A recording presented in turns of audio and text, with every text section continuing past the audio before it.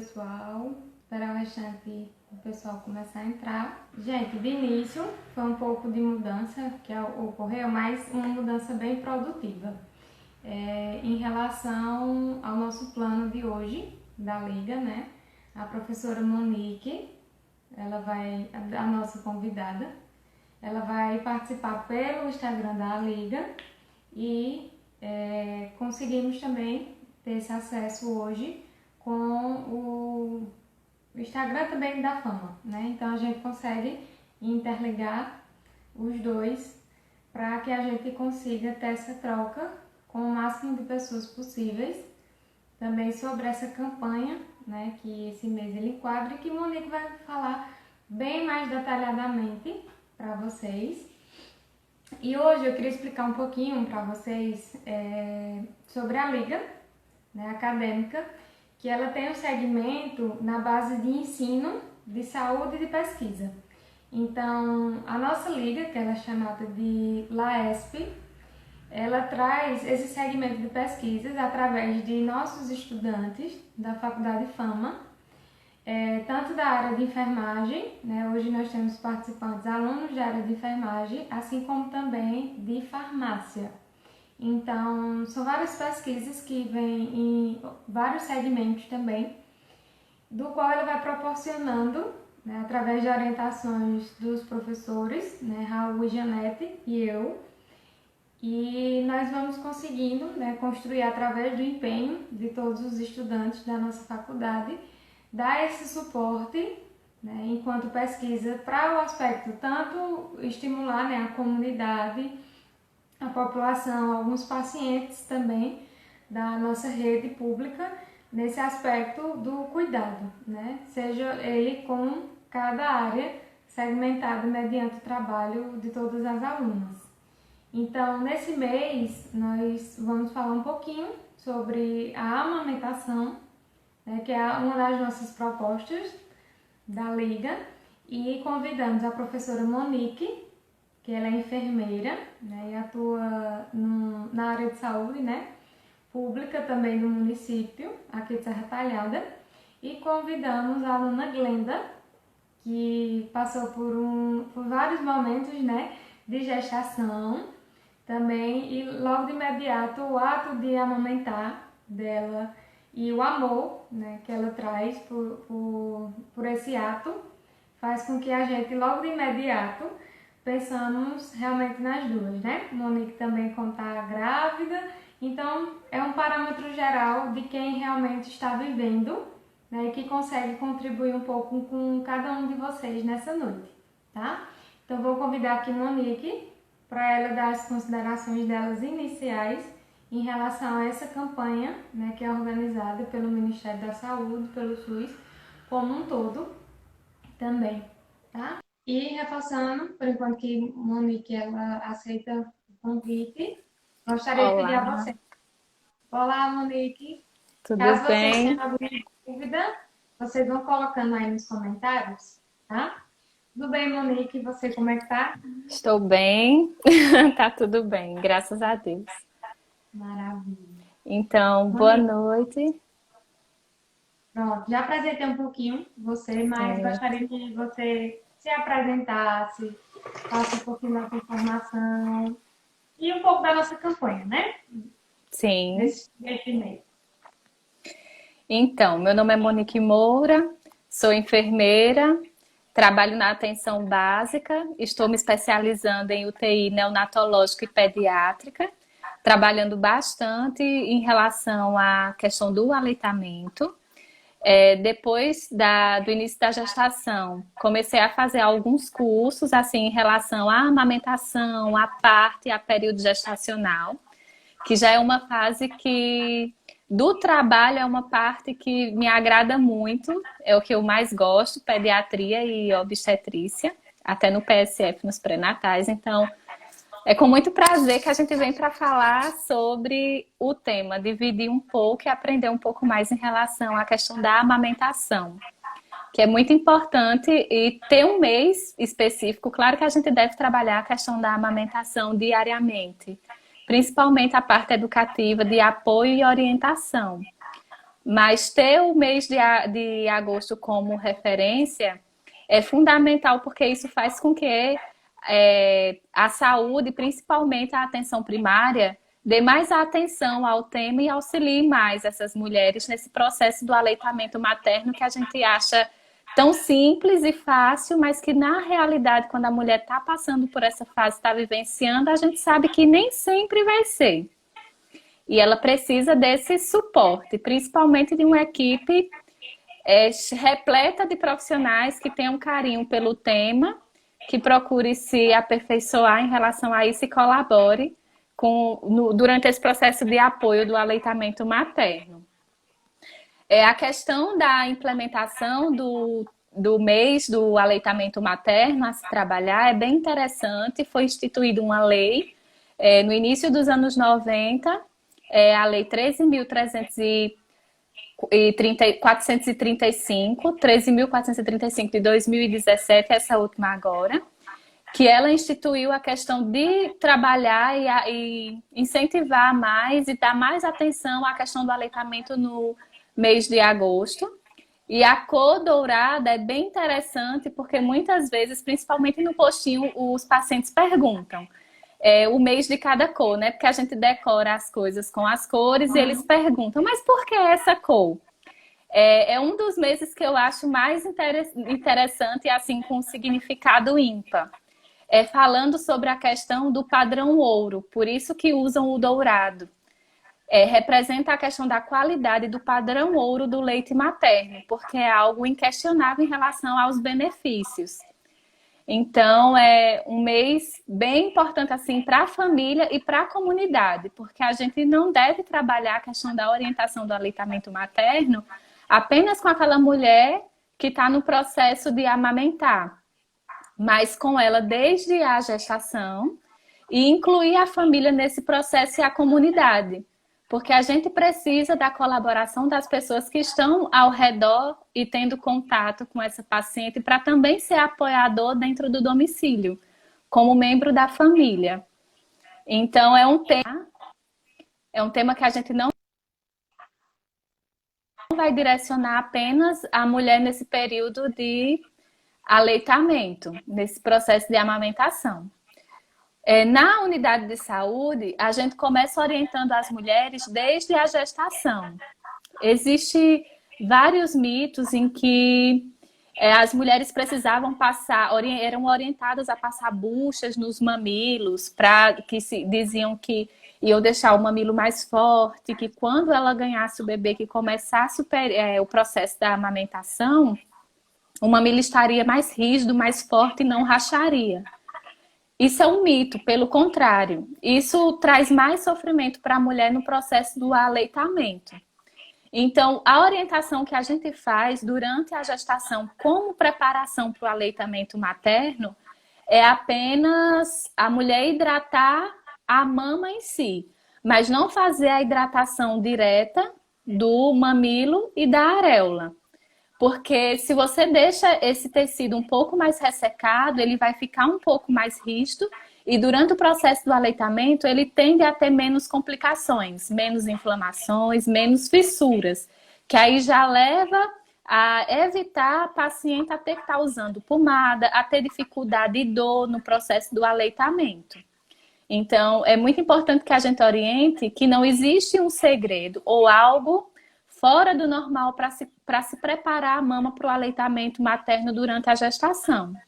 Então, é apenas a mulher cuidar da hidratação da mama em si, mas não hidratar o mamilo e a areola.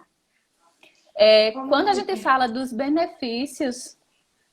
Só está atrapalhando um pouquinho, mas eu acho bem interessante quando você fala isso, porque eu já ouvi falar muito, né, tanto em atendimento como conversando com algumas mães, que elas trazem esse desconforto desse processo da amamentação e muitas vezes elas dizem assim, Deus me livre, eu peguei pavor, depois do primeiro, os outros eu não quis de forma alguma. Também. E às vezes o profissional contribui um pouco para isso, né? Porque se a mulher é bem assistida, bem orientada e nesse momento ela é apoiada por alguém que vai conseguir orientar e ajudar ela, apoiar, esse processo de amamentação vai se tornar algo maravilhoso, né? Tanto pela questão da aproximação da mãe com o filho, daquele vínculo, da intimidade, do conforto e de saber que está amamentando ali, está alimentando o seu bebê e está contribuindo para o desenvolvimento, para o ganho de peso, para a questão das defesas, né? Porque através do aleitamento materno a mãe passa anticorpos que vai evitar principalmente doenças como a diarreia, doenças respiratórias, que no período, nos primeiros 6 meses, pode ser doenças graves que podem levar aquela criança até a morte. Então, claro que assim, a gente não vai exigir que seja um processo, que seja de forma rigorosa, que a mulher é obrigada a amamentar. É como o parto. A gente orienta, fala de todos os benefícios, mas a mulher vai decidir também o melhor tipo de parto para ela. Ela tem o poder sobre o corpo dela e ela pode escolher. E ela não deve ser julgada por isso. Ela não vai ser menos mulher se caso ela não parir normal ou se ela não conseguir amamentar. Mas é necessário incentivar, é necessário apoiar para que ela tenha sucesso nessa questão de conseguir amamentar o seu bebê, porque os benefícios são infinitos. Certo. Inclusive, acho que você vai falar um pouquinho nesse aspecto em relação a deixar de amamentar. É. Né? Que muitas mulheres têm essa dificuldade e a criança vai entrando. Eu já cheguei a conhecer uma pessoa com 8 anos de idade e ela ainda amamentava. É muito. A gente sempre orienta que o aleitamento materno seja exclusivo nos primeiros 6 meses de vida. Porque a partir daí, a necessidade nutricional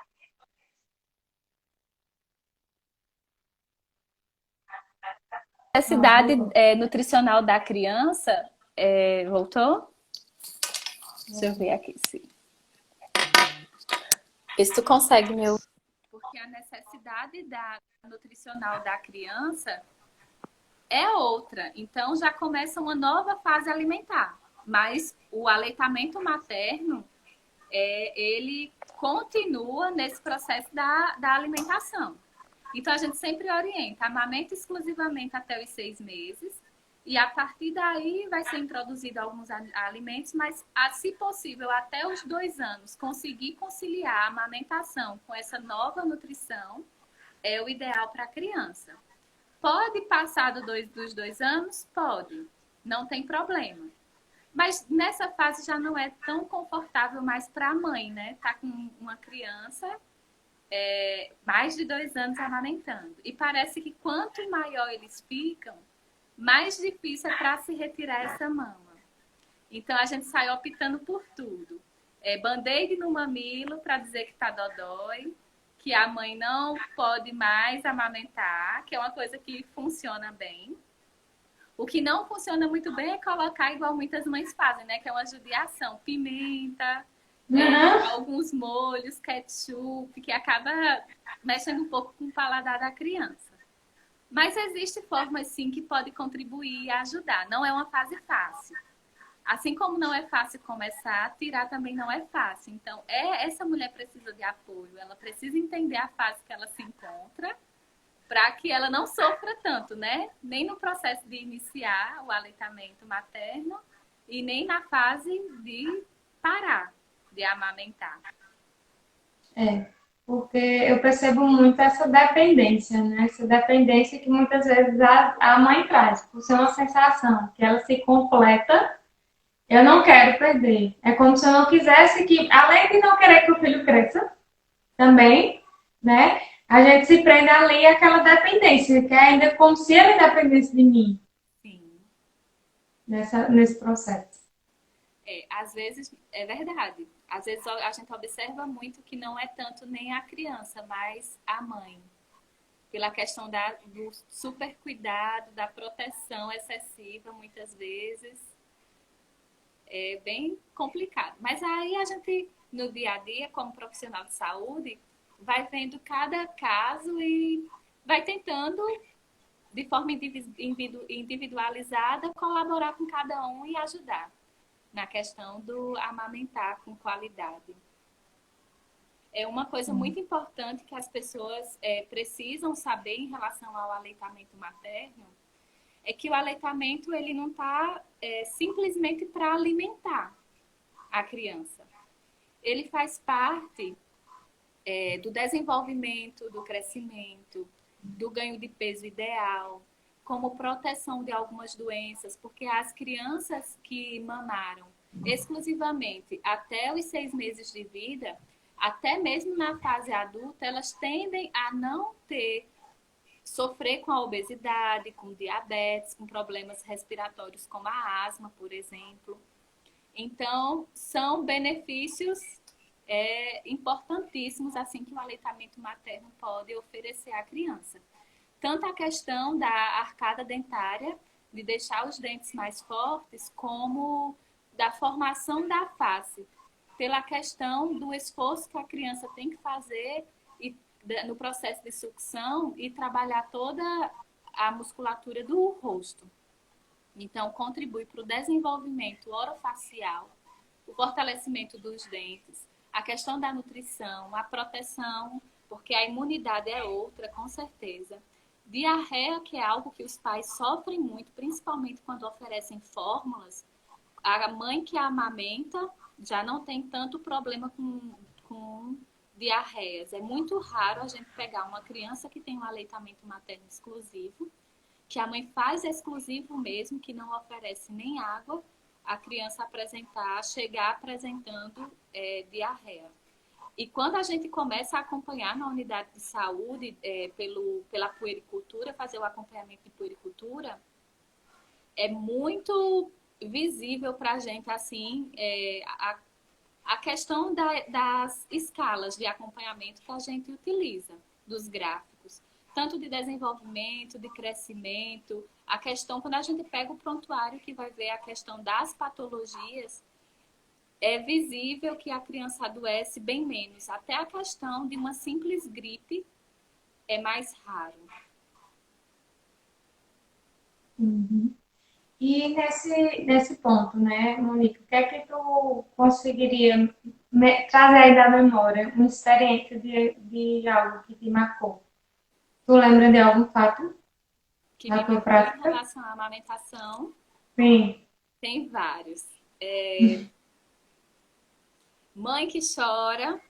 Às vezes a gente pega uma paciente que liga desesperada, porque passou a gestação todinha esperando pelo momento de amamentar.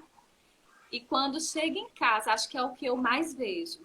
Quando chega em casa, os familiares, cada um dá uma opinião, cada um fala que isso acontece de uma forma diferente e o resultado dessa puérpera é cair no choro. Porque não sabe quem escuta. Às vezes é o primeiro filho e não entende muito o que tem que fazer e fica ali perdida, coitada. Muita informação, muita gente em cima dando opinião e ela tentando resolver um problema que está ali para ela resolver, que às vezes é super fácil, só precisa, muitas vezes até a zoada que as pessoas fazem ao redor, se afastarem já ajudam e muito no processo do aleitamento. Então, o que eu mais vejo é o sofrimento delas em relação a muita gente ao redor, a muitas opiniões. Aí, às vezes, a gente chega, pede, orienta, né, que o ambiente precisa estar silencioso, a mãe precisa estar bem relaxada, estar calma. Até para a questão da produção de leite, o humor contribui bastante e que essa mãe precisa estar bem para ela conseguir amamentar o seu bebê. Então, quando a gente chega, que posiciona ela de forma confortável, que explica como ela deve segurar o bebezinho dela, como a boquinha dele deve ficar para garantir que ele está tendo uma boa pega.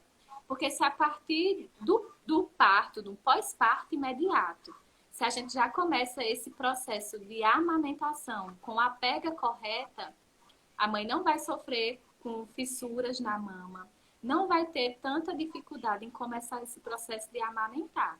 Então, é algo que um trabalho contínuo. Começa lá no hospital, na maternidade, no pós-parto imediato, e depois segue com a gente na unidade de saúde dando suporte. Então, é muito importante que, pelo menos de início, assim, no pré-natal, seja orientado esse cuidado com a mama e que seja mostrado às gestantes, nem que seja com uma boneca, como elas devem segurar, como esse bebê deve pegar na mama, deve abrir bem a boca, os lábios devem estar expostos, exteriorizados, o queixinho deve estar encostado na mama, porque isso garante que a língua vai se movimentar de forma adequada e melhorar a sucção. Então, o bebê vai conseguir fazer uma boa sucção e ingerir a quantidade adequada de leite. Mas o que mais marca é isso mesmo, é a pressão dos familiares em cima. Todo mundo dá uma opinião. E o que eu mais vejo nessa fase, quando isso acontece, é o choro da puérpera. É. E é justamente nesse aspecto da cobrança, né, que vai deixando a ansiedade, né, tomar de conta da situação realmente. E a gente sabe que é um dos aspectos que realmente é como se bloqueasse, né? A mulher não se vê mais nessa posição de como eu posso fazer. Também tem o segmento das vezes o marido vir também cobrar, como eu já vi, né? Então não tem essa compreensão também, que é algo que precisa vir natural entre os dois, né? É uma conexão como se tivesse de ser natural, na realidade. Não tem muita regra e nem fórmula. A gente se orienta muito a questão do posicionamento para facilitar. Às vezes está com muita roupinha, a gente tira as roupas. Porque quando a criança está sendo amamentada, existe muito reflexo, principalmente quando a gente toca algo na bochechinha da criança, ele tende a virar. Então, se a mãe tá bota um macacãozinho na criança, que a gola tá pegando na hora que ela encosta no peito, a gola da roupa tá pegando na bochecha, ela tende a soltar o peito e a fazer essa busca do que tá tocando na bochecha dela.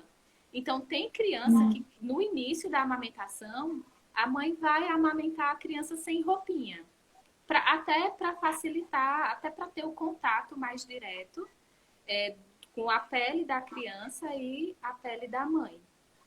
Então, tem que deixar tudo pronto para que nada interfira no posicionamento e nesse início da amamentação dessa criança, que nada atrapalhe, porque eles são muito sensíveis. Qualquer toquezinho, eles já começam a buscar o que está tocando neles, principalmente no rosto.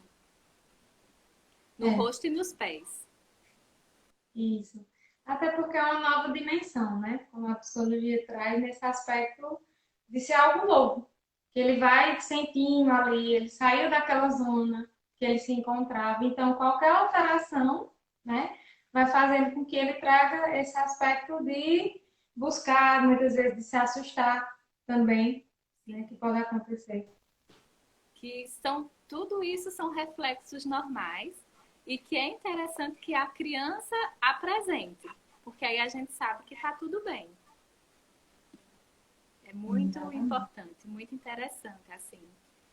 A questão do ganho de peso é sempre adequado. A gente nunca vai ver um bebezinho que só é amamentado com alteração do ganho de peso. É uma coisa que a gente observa muito na puericultura também. No primeiro mês, principalmente, o ganho de peso diário. E no final dos 30 dias, a gente observa muito.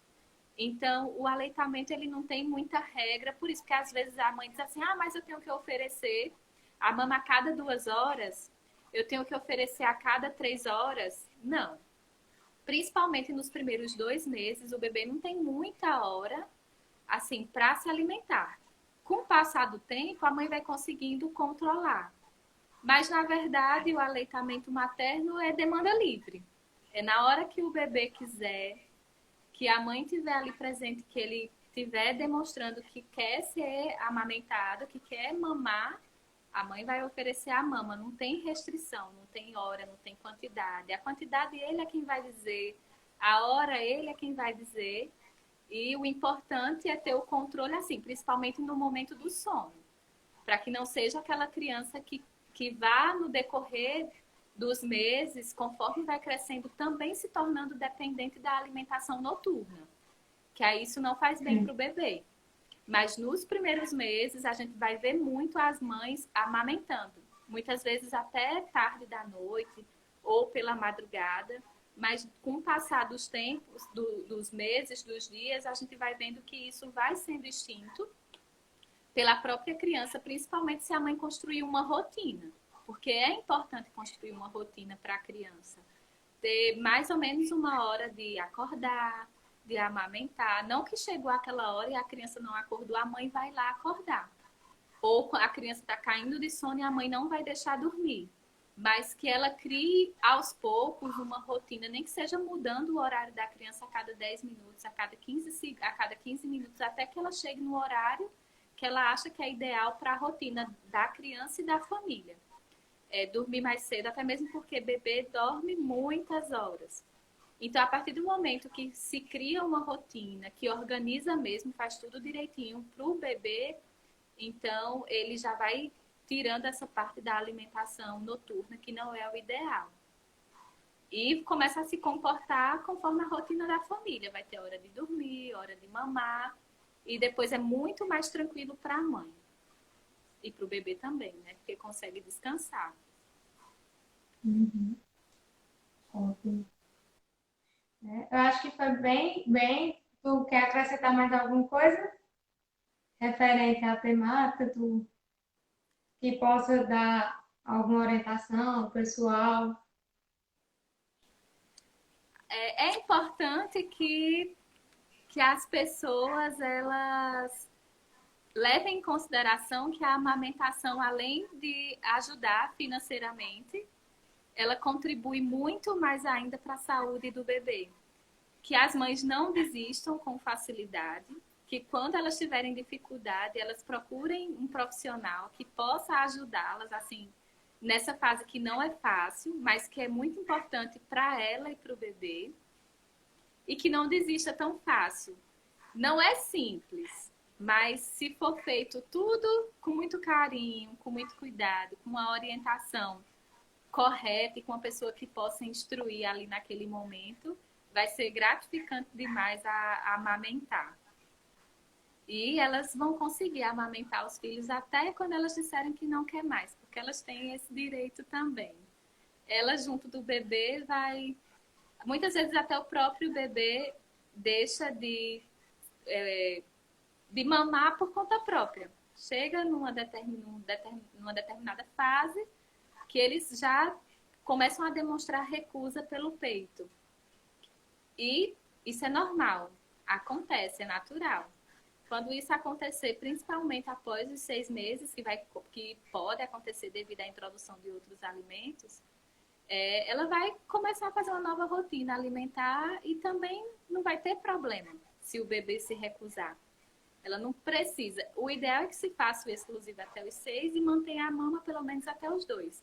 Mas se fez o 6 exclusivo e depois não conseguir fazer os demais por recusa do bebê ou por sentir a necessidade de já excluir essa amamentação, não tem problema nenhum.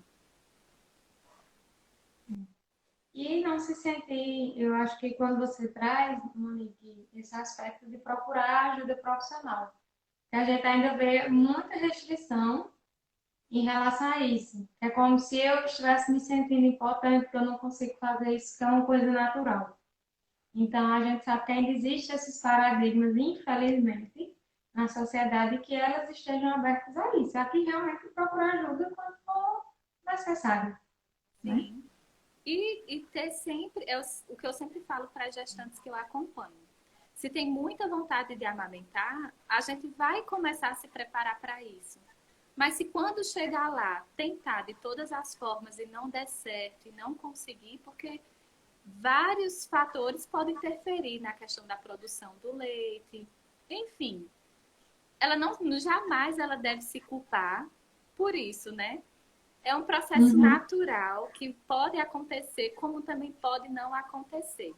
Que se der certo, ótimo. E que se não der certo, jamais ela pode se sentir diminuída ou menos mãe ou menos mulher porque não conseguiu amamentar o seu bebê. Exatamente. Monique, Gostaria de lhe agradecer pelo convite, né? Vai ser o primeiro, vai vir outros por aí, né?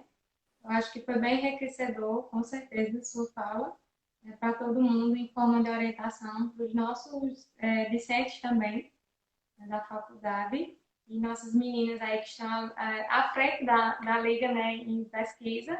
Então, já fica a dica, quem quiser, a gente vai atrás de Monique para construir alguns trabalhos também, né, nesses Estou à segmentos. disposição, sempre que precisar, e agradeço pelo convite. Tá bom. Obrigada, viu, Monique? Obrigada. Tchau, tchau. Tchau. Gente, agora eu vou solicitar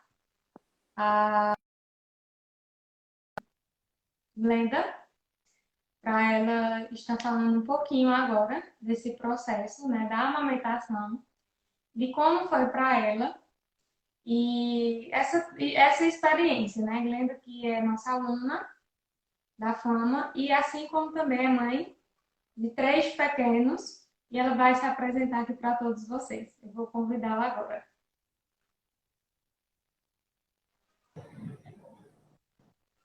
Glenda?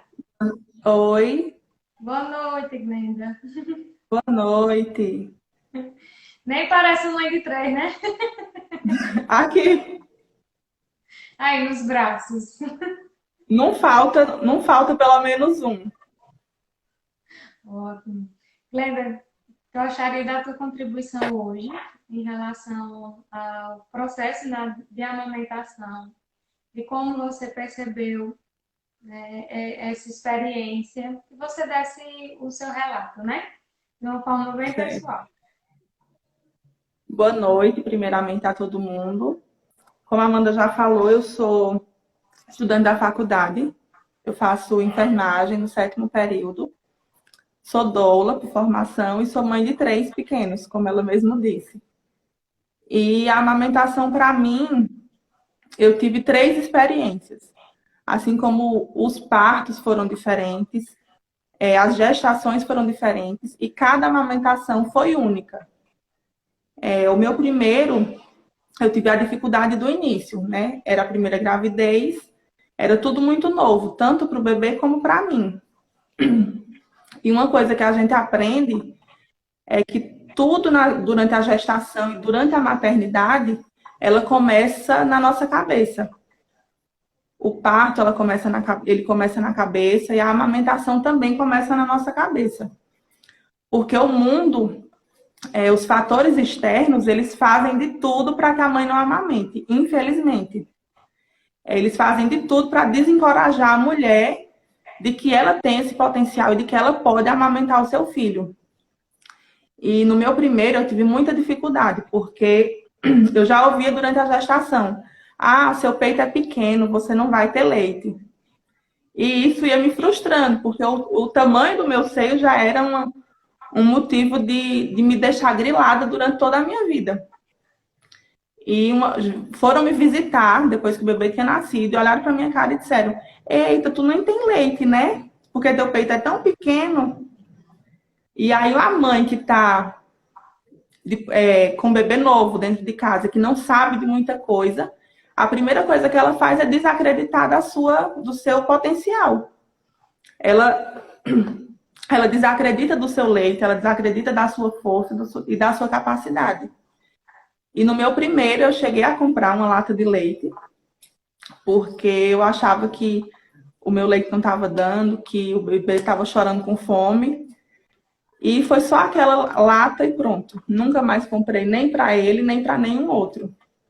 Porque a partir do momento que eu coloquei na minha cabeça que eu podia, que eu era capaz.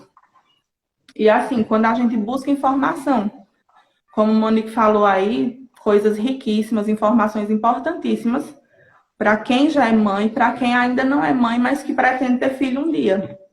E que assim, a importância da informação para tudo que a gente vai fazer na vida. Porque uma mulher bem informada, ela não deixa que qualquer conversa leve ela para caminhos errados.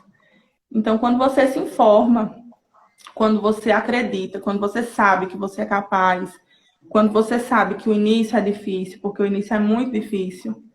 É tudo muito novo para a mãe e tudo muito novo para o bebê. O bebê, ele passa 9 meses, eu costumo dizer, ele passa 9 meses dentro da nossa barriga, num lugar quentinho, num lugar escuro, ouvindo os batimentos do coração da mãe. A gente anda e a gente balança o bebê durante 9 meses na nossa barriga. Então, quando o bebê nasce, é tudo muito novo. O bebê não quer ficar no berço, o bebê quer colo. E uma coisa muito importante que eu queria falar aqui é sobre a questão da amamentação não nutritiva. Porque nem sempre o bebê quer o peito porque está com fome. A gente tem que aprender, a gente tem que aceitar que bebês, principalmente nos 3 primeiros meses, eles choram e eles querem o peito por diversos motivos. Por fome, por sono, por medo, porque querem o carinho da mãe, porque querem estar pertinho da mãe. Então, tudo é motivo para o bebê estar sugando. E muitas vezes as pessoas, eu levanto aí um mito, né, que as pessoas falam, tá fazendo teu peito de chupeta. Que isso não existe. Eu costumo dizer que inventaram a chupeta para substituir o peito, e não o peito que substitui a chupeta. O peito está aí desde sempre, então o bebê não faz peito de chupeta. O bebê nasceu sabendo chupar o peito, e é isso que ele quer fazer, porque é instintivo. Se você pegar um recém-nascido, ele sabe sugar, ele não sabe fazer outra coisa, mas se você colocar ele no peito, ele vai sugar. Ninguém precisa ensinar isso para ele. Então, é uma coisa que a gente tem que colocar na cabeça. Que todo bebê sabe mamar e que toda mãe pode e é capaz de amamentar. E quando você fala, né, Glenda, em relação a esse aspecto de ouvir os outros, né? Dizer que você não pode, já vai colocando dificuldades, eu vejo que essa experiência, né, que você teve, pessoal, e compartilhando aqui com todos nós, faz com que muitas pessoas que estão agora na graduação, né, ou que já estão trabalhando, comecem a refletir diante de alguns comentários, alguns falas que são realizados e que vai bloqueando, né, a mulher. Porque é como se ela vai colocando, como a gente vinha falando, né, com Monique, em relação a isso, ela vai se colocando nesse âmbito da ansiedade, da angústia, do medo, de realmente não conseguir, enquanto tem que ser uma coisa natural, né? Sim. Então, e esses fatores externos, eles refletem tudo. Acho que em tudo que a gente vai fazer na vida. E ele vem desde a antiguidade, né? Tem as vozes que estão dentro de casa, tem aquelas tias, aquele pessoal mais velho que sempre tem um conselho. E assim, eu costumo dizer que não é por mal, né? Nenhuma avó chega e te oferece uma receita, te oferece uma coisa, não é por mal. Ela não quer o mal do bebê, ela não quer o mal daquela mãe. Mas assim, hoje a gente sabe que outras coisas são certas, que certas coisas que usavam antigamente não se usam mais hoje. E eu bato novamente nessa tecla de que as palavras têm muito poder. Eu tive essa dificuldade para amamentar o meu primeiro, como eu te disse. No início foi muito difícil. O primeiro eu tive um parto cesáreo. E a gente sabe que quando a mãe, que existe essa diferença de amamentação do parto normal para o parto cesáreo. Porque quando uma mãe ela passa pelo parto normal, o corpo dela sabe que o bebê vai nascer. O corpo dela inteiro trabalha para o nascimento daquele bebê. Então, a produção de leite, junto com o trabalho de parto, ela está sendo ativada. Já no parto cesáreo, o corpo não sabe que o bebê vai nascer. Então, a mãe vai lá, mas o corpo não trabalhou, o corpo não fez nada para aquilo acontecesse. Então, muitas mães que passam por cirurgia têm muita dificuldade. Essa questão da descida do leite demora um pouco para acontecer. E aí vem essa questão de que, eu não tenho leite. Tipo, os 2 primeiros dias o leite não desceu, o bebê tá só chorando. Aí chega a mãe e fala assim, ele tá com fome. Chega o pai e fala, esse menino tá chorando. Chega uma tia e diz, dá uma chupeta, dá uma mamadeira. E a mãe fica no meio daquele fogo cruzado. Ela tá muito sensível, porque o pós-parto deixa a mulher muito sensível. Se for o primeiro filho, ela não tem experiência nenhuma e muita gente falando muita coisa ao mesmo tempo. Então, às vezes, ela não vai acreditar nela, que foi o que eu fiz no início. Durante os 3 primeiros dias foi muito difícil, porque realmente era como se eu não tivesse leite. E essa questão da livre demanda também é outra questão muito difícil, porque é livre demanda, a gente não pode estipular horário. E às vezes ainda chega aquelas pessoas que falam assim, já vai mamar de novo? Mamou na estante, mas já mamou demais, não vai largar mais o peito, tá dormindo no peito. Então, assim, sempre tem esses comentários errados que de nada acrescentam na vida de uma mãe.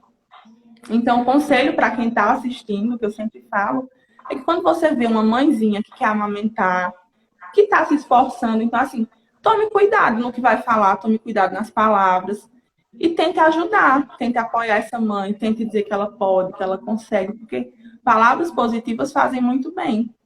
Elas incentivam a gente.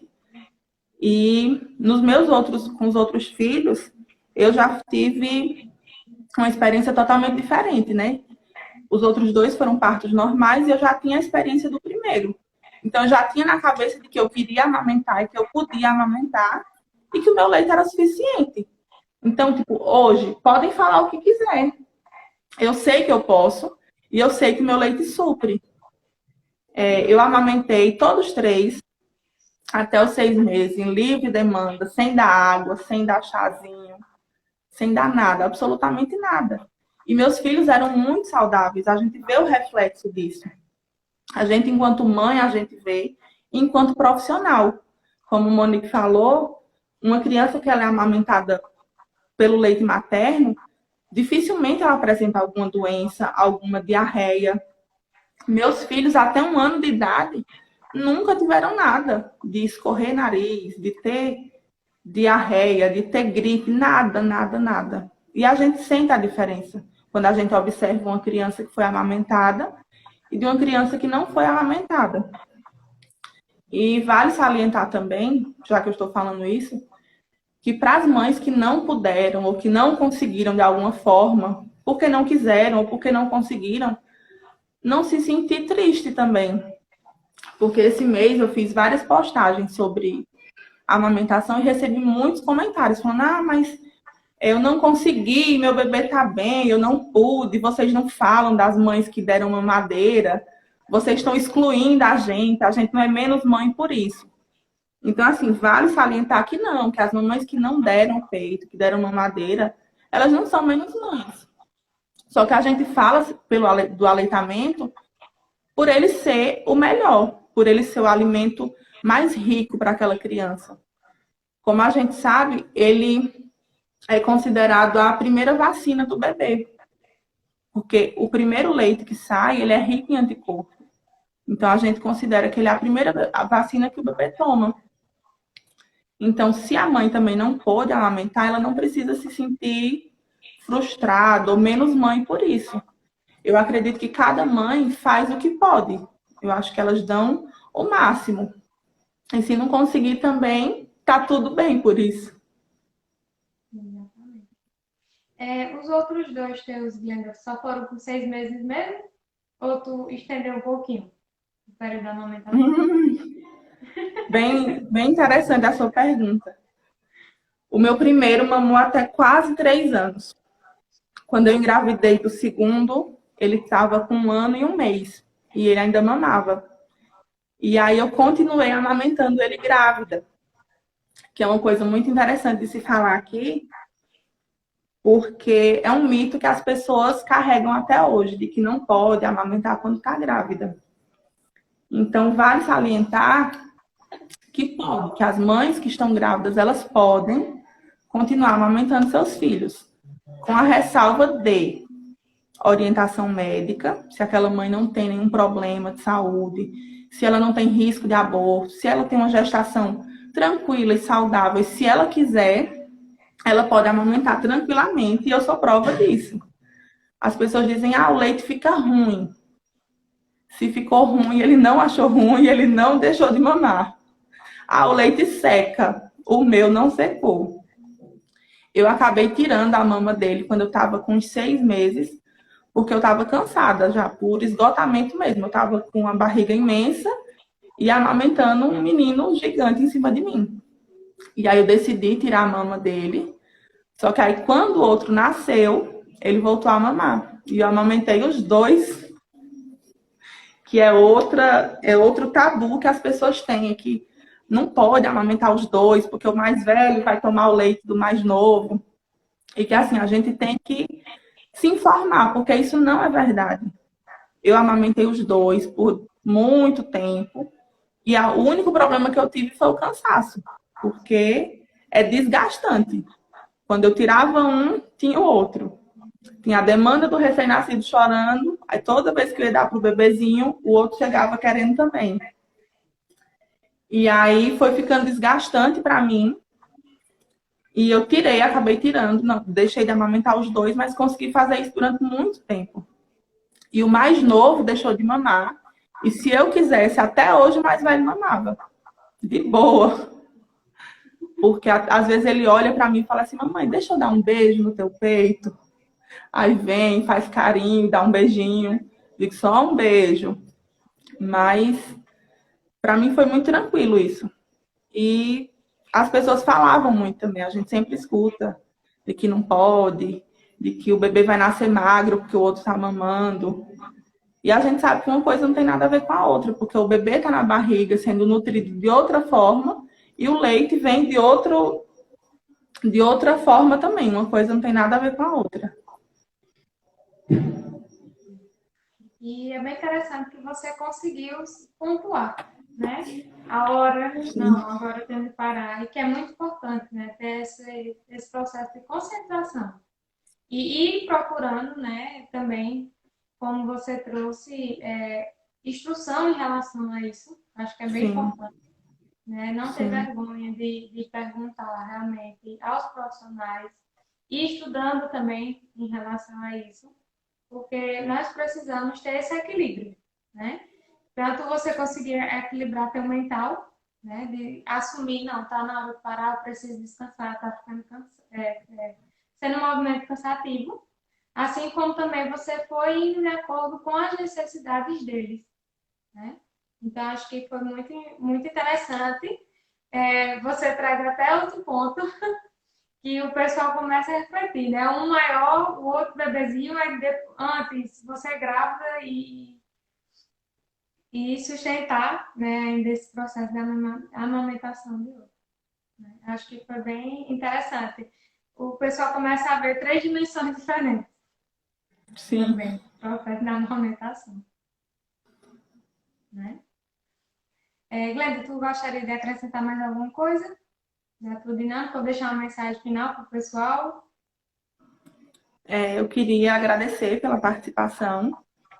Queria só acrescentar que, como vocês podem ver, eu estou aqui amamentando mais uma. Ela acabou de fazer 6 meses, consegui mais uma vez amamentar 6 meses, único e exclusivo. Eu quero falar para as mães que estão me ouvindo e para as futuras mamães, para a Monique também, né, que é nossa futura mamãe, que amamentar não é fácil. Que realmente, às vezes as pessoas acham que é só tirar o peito e botar o peito para fora e dar para o menino. E às vezes não é tão fácil. Às vezes fazer a mamadeira seria mais fácil, porque você faz e coloca lá, qualquer pessoa dá. E amamentar é cansativo, amamentar às vezes é exaustivo. Tem a questão de mamadas noturnas, que no início a gente sabe que é necessário, nos 3 primeiros meses o bebê ele vai querer mamar e é necessário. E assim, é um momento muito difícil. Então a mãe ela tem que querer. Como eu falei no início, a amamentação, assim como o parto, ele começa na cabeça. Eu acho que uma vez que a mulher ela decide amamentar, isso já muda todo o quadro. Uma vez que ela abre a boca e diz assim, eu vou amamentar, eu posso e eu quero.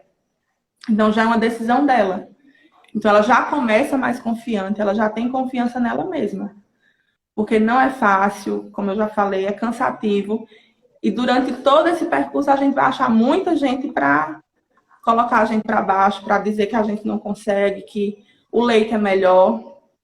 E como a gente está comemorando o mês do aleitamento materno, o tema desse ano fala sobre sustentabilidade, que como a Monique trouxe para a gente, amamentar é mais barato, faz bem para o meio ambiente.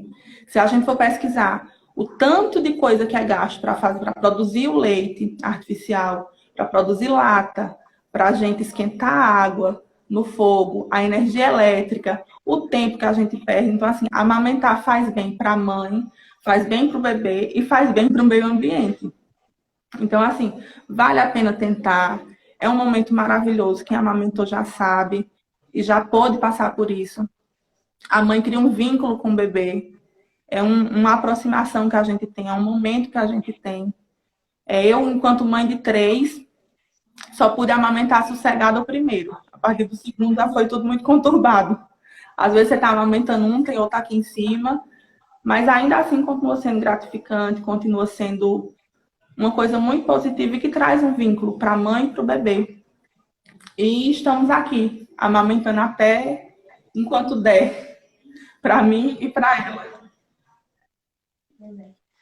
Glenda, gostaria de te agradecer, né, em nome da Liga, né, do qual eu faço parte, das meninas também, e por você ter aceito o convite, né, para estar repassando aqui sua experiência e que com certeza vai deixando conforto para muitas mães e também para os futuros profissionais ou quem está também já atuando diretamente a refletir um pouco e conseguir ver, né, que pode ser algo que com jeitinho, com paciência a gente consegue concluir, né, todo esse processo também da amamentação. Tá bom? Sim, tá certo. Muito obrigada, viu, Glenda? Obrigada, tchau. Tchau. Gente, gostaria, antes de finalizar, né, de agradecer a todos vocês por permanecerem nesse nosso debate hoje sobre o processo da amamentação, né? E gostaria também de convidar todos vocês para seguirem o Instagram da nossa liga, né, a ESP, para que vocês acompanhem todo esse processo de estudos, de conhecimento, de momentos como esse que a gente vai estar construindo também, tanto através aqui do Instagram da Fama, como também da nossa liga, tá? Mais uma vez, muito obrigado a todos vocês e até o próximo encontro. Tchau, tchau, gente.